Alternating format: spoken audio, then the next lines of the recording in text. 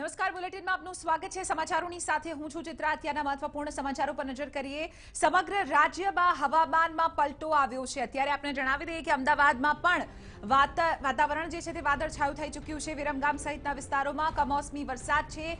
આ સાથે માંડલ અને દેત્રોજમાં પણ વરસાદ ખાબક્યો છે। સવારથી ધૂળભર્યા માહોલની વચ્ચે વરસાદી વાતાવરણ હવે સમગ્ર રાજ્યમાં જોવા મળી રહ્યું છે। અમદાવાદ તેની આસપાસના ગ્રામ્ય વિસ્તારો સહિત આપ જોઈ શકો છો, ગઈકાલ સાંજથી જ આ રીતનું વાતાવરણ જોવા મળી રહ્યું હતું।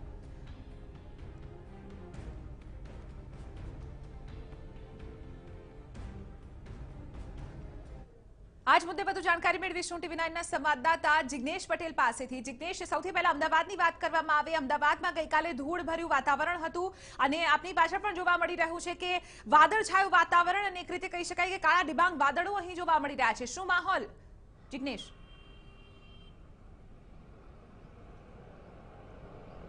ચિત્રા, ગઈકાલ સાંજથી જે પ્રકારે વાદળછાયું વાતાવરણ જોવા મળતું હતું, આજે બપોર પછી પણ વાદળછાયું વાતાવરણ જોવાતું હતું। સાથે ધૂળની ડમરીઓ ઉડતી જોવા મળી રહી છે। રસ્તા પર સ્પષ્ટપણે દ્રશ્યો જોવાઈ રહ્યા છે કે જાણે કે કોઈ વંટોળ આવ્યું હોય તે પ્રકારના દ્રશ્યો જોવા મળી રહ્યા છે। વાહન ચાલકોથી લઈને રહેણાંક વિસ્તાર તેમજ વેપારીઓ તમામ લોકો પરેશાન થતા હોય તે પ્રકારના દ્રશ્યો જોવા મળી રહ્યા છે। વાદળછાયા વાતાવરણના કારણે કેટલાક વિસ્તારોમાં વરસાદી ઝાપટા પણ પડ્યા હોવાનું જોવા મળી રહ્યું છે। વિરમગામ, સાબરકાંઠા, બનાસકાંઠા તેમજ મહેસાણાના કેટલાક વિસ્તારોમાં પણ ક્યાંક ક્યાંક છૂટાછવાયા વરસાદી ઝાપટા પડ્યા હોવાની પણ વાત મળી રહી છે। જે પ્રકારે વરસાદ પડી રહ્યો છે તેને લઈને ગરમીમાં મોટે અંશે હાશકારાનો અનુભવ થઈ રહ્યો છે। સાથે જ જે પ્રકારે ધૂળની ડમરીઓ ઉડતી જોવા મળી રહી છે, હજુ પણ આ જ પ્રકારે આવતીકાલ સુધીના દ્રશ્યો જોવા મળશે।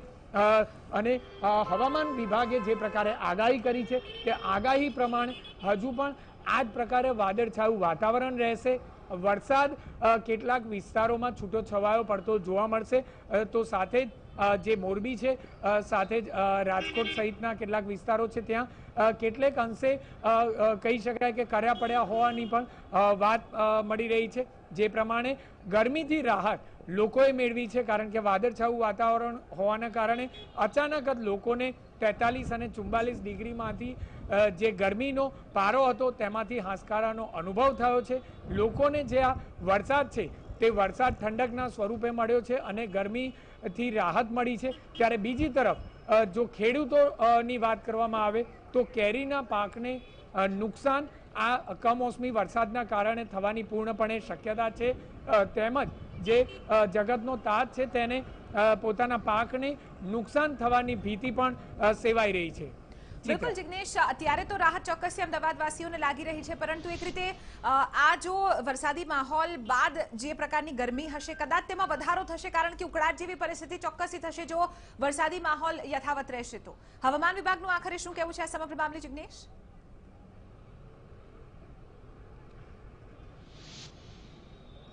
હવામાન વિભાગે સ્પષ્ટપણે 48 કલાકની આગાહી કરી છે કે વાદળછાયું વાતાવરણ રહેશે અને વાતાવરણ બાદ ફરી એક વખત ગરમી માટે લોકોએ તૈયાર રહેવું પડશે, કારણ કે હજુ પણ ગરમીનો જે પારો છે તે 44 ડિગ્રી સુધી જવાની પૂર્ણપણે શક્યતા છે। પરંતુ કેટલાક દિવસો સુધી હજુ પણ જે નાગરિકો છે તેમને હજુ ગરમીમાંથી રાહતનો અનુભવ થશે, કારણ કે વાદળછાયું વાતાવરણ છે। જે દ્રશ્યો છે તેમાં સ્પષ્ટપણે જોવા મળી રહ્યું છે કે પૂર ઝપાટે પવન ફૂંકાઈ રહ્યો છે અને આ પવનની સાથે સાથે જે વાદળછાયું વાતાવરણ છે તેને લઈને કોઈ પણ પ્રકારે ગરમીનો અહેસાસ થતો નથી। લોકોને ગરમીમાંથી સંપૂર્ણપણે નિરાત મળી ગઈ છે અને જાણે કે ચોમાસાના દિવસો હોય તે પ્રકારનું વાતાવરણ હાલના તબક્કે નાગરિકોને અનુભવાઈ રહ્યું છે અને કોઈ પણ પ્રકારે ગરમીનો અનુભવ નાગરિકોને થતો નથી। ચિત્ર, બિલકુલ આભાર જિગ્નેશ સમગ્ર મામલે જાણકારી આપવા બદલ। તો અમદાવાદની તસવીર અને અમદાવાદમાં આખરે કઈ રીતની અહીં વાતાવરણની સ્થિતિ રહેશે તે અંગે અમારા સંવાદદાતા અને કેમેરા પર્સન જે તમામ તસવીરો બતાવી તેના ઉપરથી સાબિત થઈ રહ્યું છે કે અત્યારે તો ઠંડક ચોક્કસથી અનુભવાઈ રહી છે. અમદાવાદ વાસીઓ ચોક્કસથી આ માહોલને માણી રહ્યા છે, પરંતુ 48 કલાક સુધી આટલો માહોલ રહેશે અને ધૂળ ભરી જે પવનોની આંધી છે તે ચોક્કસથી જોવા મળશે અને ત્યારબાદ ફરી એક વખત ઉનાળાની તસવીર અહીં જોવા મળશે.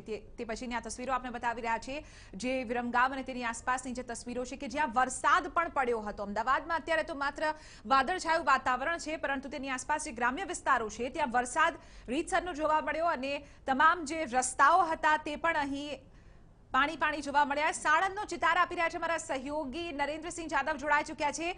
નરેન્દ્ર, આપ ત્યાં છો, અત્યારે કઈ રીતનો માહોલ આપ જોઈ રહ્યા છો અને સવારથી કઈ રીતનો માહોલ ત્યાં જોવા મળી રહ્યો છે? નરેન્દ્ર.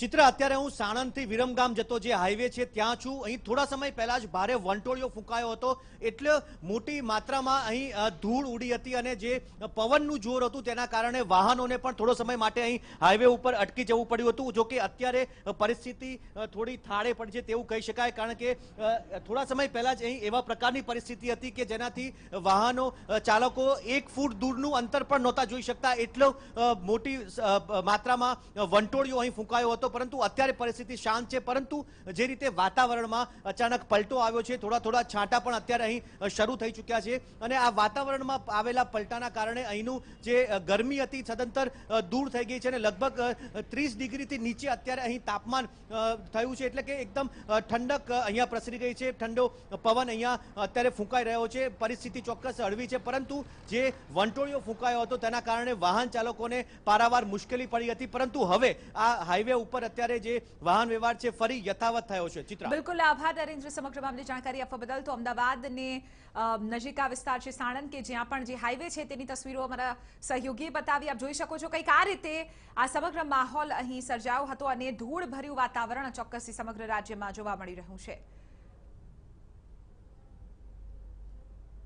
રાજકોટ જિલ્લાના વાતાવરણમાં પણ પલટો આવ્યો. પડધરી સહિતના વિસ્તારમાં કરા પડ્યા હતા, જેને લઈને સમગ્ર વાતાવરણમાં ઠંડક છવાઈ ગઈ હતી.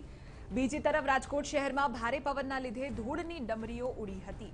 આપને જણાવી દઈએ કે માત્ર અમદાવાદ પરંતુ રાજકોટમાં પણ કંઈક શહેરી વિસ્તારમાં આ જ પ્રકારની તસવીરો જોવા મળી રહી છે. ધૂળની ડમરીઓ અહીં ઉડી હતી, વંટોળિયું ફૂંકાયું હતું, જેને લઈને કેટલાક વૃક્ષ પડી ગયા હતા. આપ જોઈ શકો છો ટીવી સ્ક્રીન ઉપર. તો ક્યાંક આપને જણાવી દઈએ કે વીજળીના થાંભલા પણ હલી ગયા હતા, કારણ કે જે પવનની તીવ્રતા હતી તે ખૂબ જ હતી. છેલ્લા 3-4 દિવસથી આપને જણાવી દઈએ કે હવામાન વિભાગ તરફથી કહેવામાં આવી રહ્યું છે કે દરિયો પણ ન ખેડવામાં આવે માછીમારો તરફથી, કારણ કે લગભગ 50 થી 60 કિલોમીટર પ્રતિ કલાકની ઝડપે પવન ફૂંકાઈ શકે છે.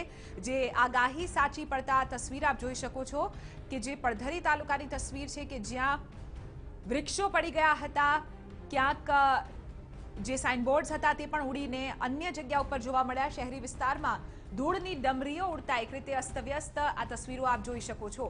આપને જણાવી દઈએ કે હજુ પણ 48 કલાક દરમિયાન સુધી રાજ્યભરમાં આ જ પ્રકારનો માહોલ રહેશે તેવી પૂરેપૂરી શક્યતાઓ વ્યક્ત થઈ ચૂકી છે. ગઈકાલે પણ સમગ્ર રાજ્યમાં ધૂળભર્યું વાતાવરણ જોવા મળ્યું હતું, ક્યાંક કરા પણ પડ્યા હતા. આપને જણાવી દઈએ કે રાજકોટના પડધરી પાસે ક્યાંક કરા પણ પડ્યા હતા. છૂટાછવાયા જે તમામ વિસ્તારો હતા ત્યાં કરાની પણ અહીં વિગતો મળી છે. તો આ જ મુદ્દે રાજકોટમાં આખરે શું પરિસ્થિતિ છે, સંવાદદાતા મોહિત ભટ્ટ જોડાઈ ચૂક્યા છે. મોહિત, અમદાવાદ અને તેની આસપાસના વિસ્તારમાં તો આ જ માહોલ છે, પરંતુ રાજકોટમાં પણ શું એ જ પ્રકારની તસવીરો જોવા મળી રહી છે? ક્યાંક કરાની તસવીરો પણ અહીં જોવા મળી રહી છે. શું માહોલ ત્યાં, મોહિત?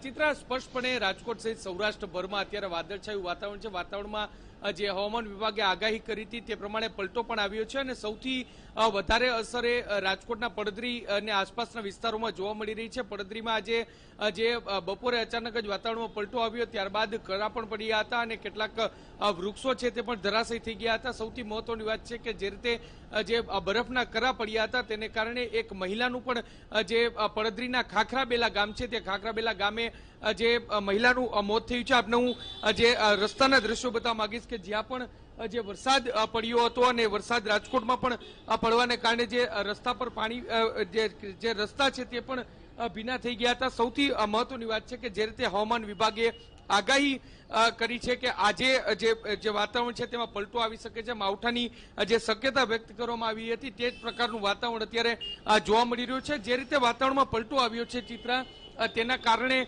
જે ખેતીને સૌથી વધુ નુકસાન થયું છે. ખાસ કરીને જે ગીર પંથકમાં અત્યારે જે કેરીના ઊભા મોલ હોય છે તેમાં પણ નુકસાન થવાની પૂરેપૂરી શક્યતા છે. સાથે સાથે ખેતરમાં જે પણ ઉનાળુ પાક છે તેને પણ અસર થઈ શકે છે. અત્યારનું પણ જે વાતાવરણ છે તે પણ જે વાતાવરણમાં પણ પલટો જોવા મળી રહ્યો છે અને જે વાદળછાયું વાતાવરણ આખા રાજકોટ છે સૌરાષ્ટ્રભરમાં જોવા મળ્યું છે.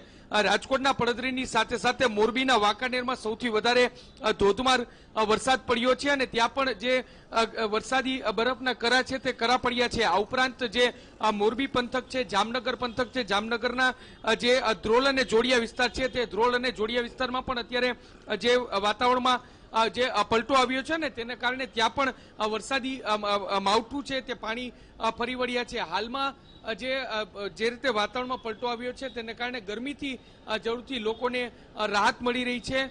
જો કે જે મિશ્ર ઋતુ હોવાને કારણે રોગચાળો ફેલાય તેવી પણ શક્યતા વ્યક્ત કરવામાં આવી રહી છે અને ખાસ કરીને ઊભો પાક, ખેતરનો જે ઊભો પાક છે તેમાં પણ નુકસાન થવાની ભીતિ સ્પષ્ટપણે જોઈ શકાય છે. ચિત્રા, બિલકુલ આભાર મોહિત સમગ્ર મામલે જાણકારી આપવા બદલ. તો રાજકોટમાં પણ ગ્રામ્ય વિસ્તારો છે કે શહેરી વિસ્તારો છે ત્યાં ધૂળભર્યું વાતાવરણ જોવા મળી રહ્યું છે અને વાદળછાયું વાતાવરણ અહીં જોવા મળી રહ્યું છે.